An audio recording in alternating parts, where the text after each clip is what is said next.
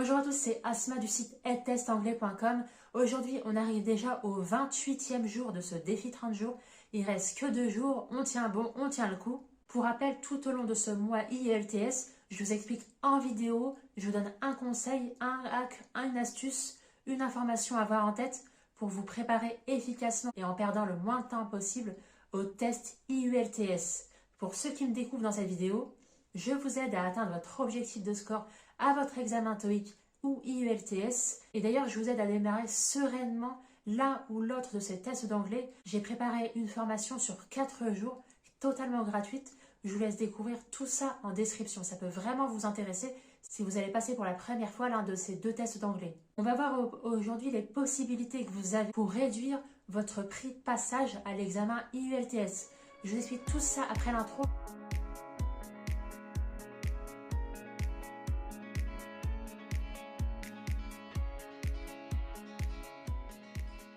Alors justement, dans ma vidéo d'hier, je vous ai donné le comparatif entre 650 au TOEIC et 5.5 à l'IELTS. Et vous allez voir qu'entre ces 2 examens, il y a une différence énorme de prix. Je vais vous expliquer tout ça.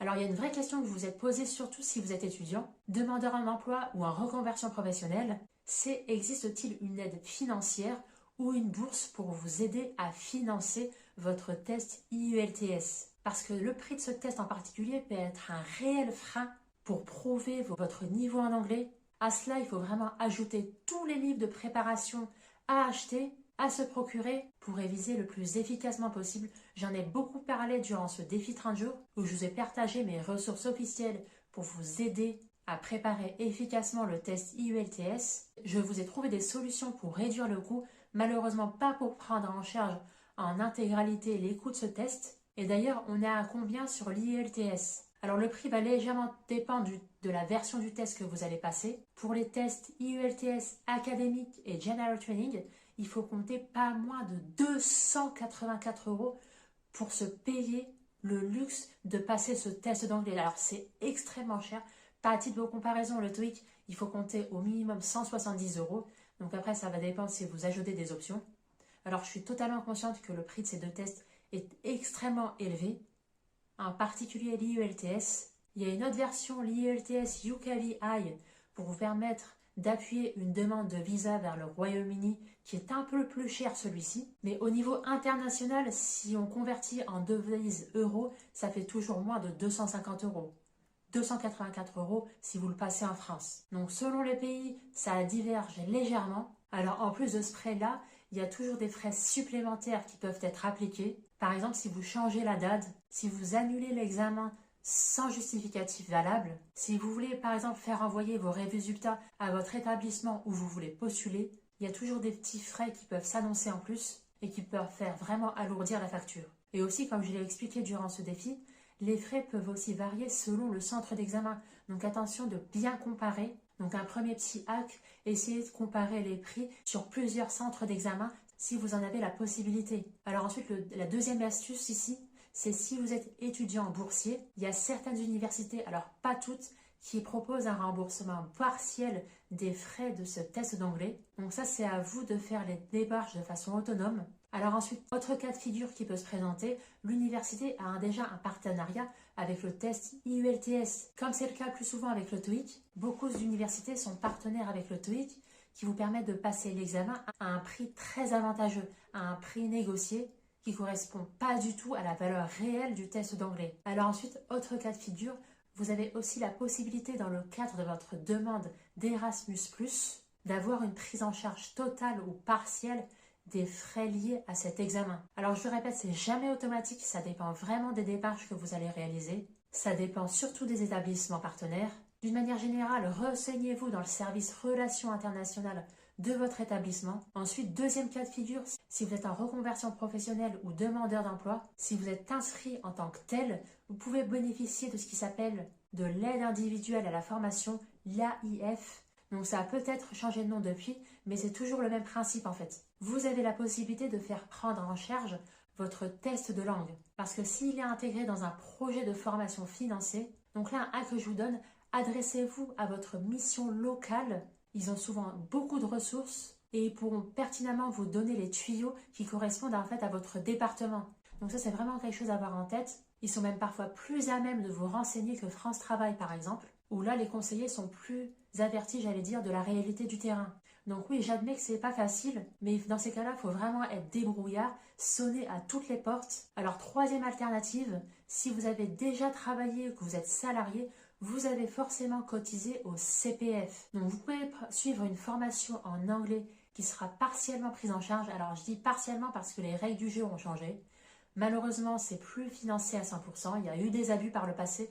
Donc, vous êtes obligé de débourser au minimum 100 € dès que vous validez votre projet professionnel. Mais ça va déjà vous faire économiser énormément d'argent. Donc, au lieu de payer vous-même les frais d'une formation en anglais, sélectionnez une formation en anglais d'un organisme partenaire qui est éligible au financement CPF. Tout se passe depuis votre compte formation en ligne. Alors ici, la particularité avec l'IELTS, c'est que cet examen en particulier ne figure pas sur le répertoire de France Compétences en fait. Donc en fait, vous ne pouvez pas faire financer le prix de 284 € via votre compte CPF. Ce qui n'est pas le cas par exemple pour le TOEIC. Vous n'êtes pas obligé d'avancer le prix de passage du TOEIC. Mais déjà, si vous passez l'IELTS, ça vous fait déjà des économies substantielles. Alors toujours dans ce troisième point, si vous êtes encore salarié, vous pouvez éventuellement demander à votre employeur de vous aider à lui financer la formation via ce qu'on appelle les OPCO. OPCO.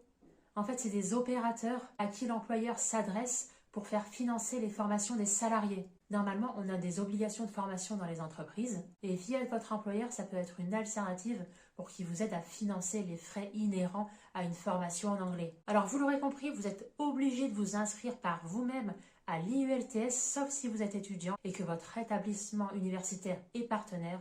Autrement, il y a quelques points à connaître avant de finaliser votre inscription. D'abord, vous pouvez réserver votre passage via seulement 3 plateformes officielles. J'en ai fait une vidéo à part entière durant ce défi 30 jours. Tout d'abord, c'est le site internet du British Council.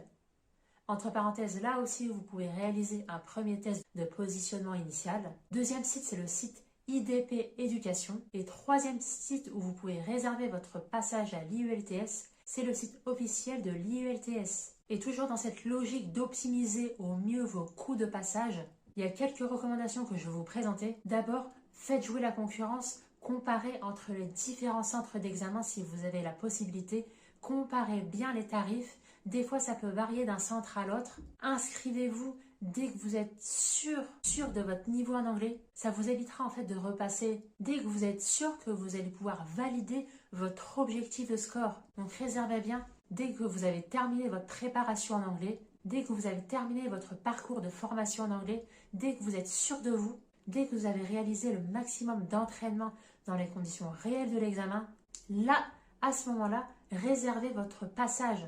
Parce que si vous réservez tout de suite dès le début et que vous allez passer le test et que vous allez vous rendre compte en fait que vous n'avez pas atteint votre objectif de score voulu, vous allez devoir réserver une autre session d'examen, vous allez devoir repayer, vous réorganiser, libérer du temps. Ça va être un calvaire pas possible.